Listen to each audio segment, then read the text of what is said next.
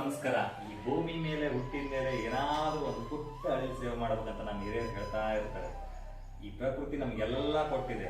ನೀರಿನ ಅವಶ್ಯಕತೆಯನ್ನು ಮುಂದಿನ ಪೀಳಿಗೆ ತಿಳಿಸೋಕ್ಕೆ ಜಾಸ್ತಿ ತಲೆ ಕೆಡಿಸ್ಕೋಬೇಕಾಗಿಲ್ಲ. ಸ್ವಲ್ಪ ತಲೆ ಬಳಸಿದ್ರೆ ಸಾಕು, ನೀರಿನ ಅವಶ್ಯಕತೆಯನ್ನು ತಿಳಿಸ್ಬೋದು.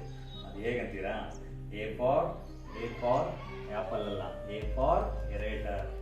ಬನ್ನಿ ತಗೊಂಡು ಬರೋಣ. ಇಲ್ಲಿ ನಾವು ಎರೇಟರ್ಸ್ನ ತರೋಣ ಅಂತ ಒಂದು ಹಾರ್ಡ್ವೇರ್ ಶಾಪ್ಗೆ ಬಂದಿದ್ದೀವಿ. 280. ಇಲ್ಲಿ ಡಿಫ್ರೆಂಟ್ ಟೈಪ್ಸ್ ಆಫ್ ರೇಟ್ಸ್ ಇತ್ತು.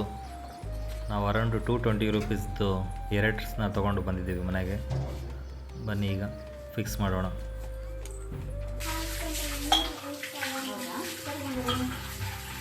ಅದು ತುಂಬ ಈಸಿ ಅಂತ ಹೇಳಿದರೆ ಬನ್ನಿ ನೋಡೋಣ. ಈ ಥ್ರೆಡ್ ಸಿಸ್ಟಮ್ಗೆ ಇದನ್ನ ಅಟ್ಯಾಚ್ ಮಾಡಿದರೆ ಆಯಿತು, ಇಷ್ಟೇ. ಇಲ್ಲಿ ಒಳಗಡೆ ಒಂದು ವೈಶರ್ ಇರುತ್ತೆ, ವೈಶರ್ನ ನೋಡ್ಕೋಬೇಕು ನೀಟಾಗಿ. ಈ ಥರ ಟೈಟ್ ಮಾಡಿಬಿಟ್ಟು